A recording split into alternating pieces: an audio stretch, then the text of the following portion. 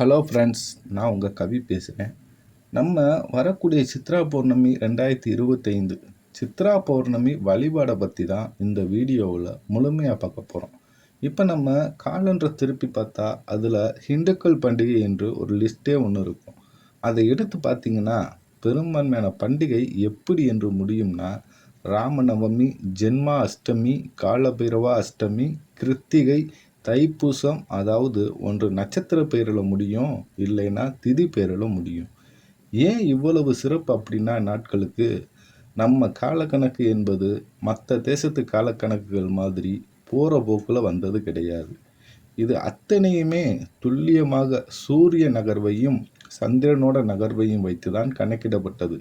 அதனால தான் நம் தமிழ் மரபோடபடி சூரிய நகர்வை ஆண்டுகளாகவும் சந்திரனோட நகர்வை மாதத்திற்காகவும் வைத்து கொண்டார்கள். எந்த நட்சத்திர பௌர்ணமி திதி வருதோ அந்த நட்சத்திரத்தோட பெயர் அந்த மாதத்தோட பெயராக வந்துவிடும்.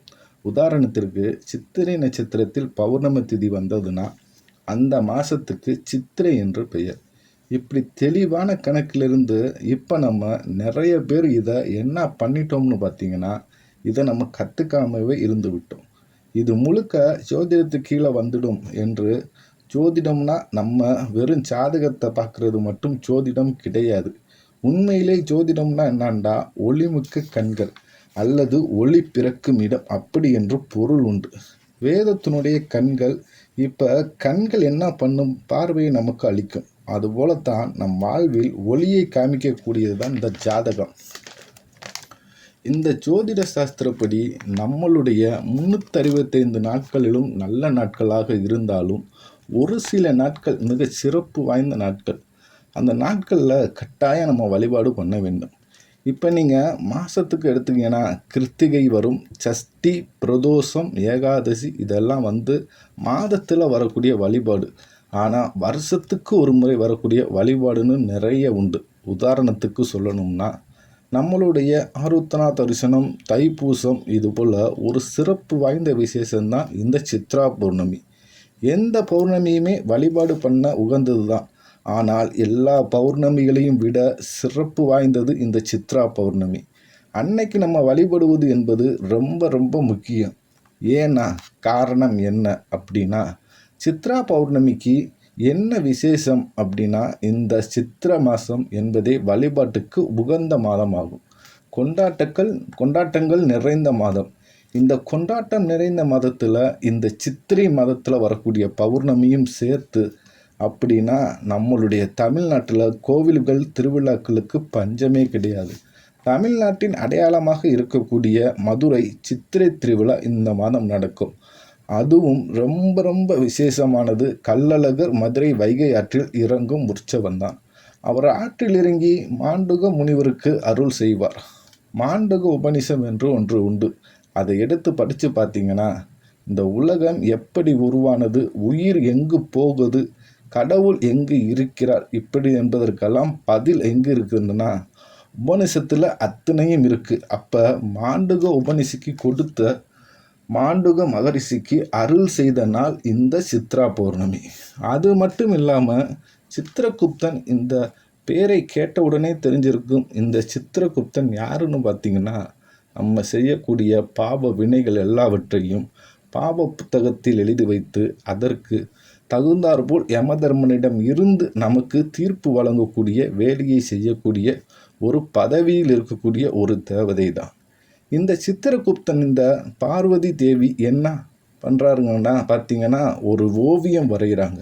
அப்படி வரையும் போது அந்த ஓவியத்திலிருந்து வந்தவர் தான் இந்த சித்திரகுப்தன். அப்படி என்பது நம்மளோட புராண கதை. சித்திரகுப்தனை வழிபடக்கூடியவர்கள் இந்த சித்ரா பௌர்ணமி.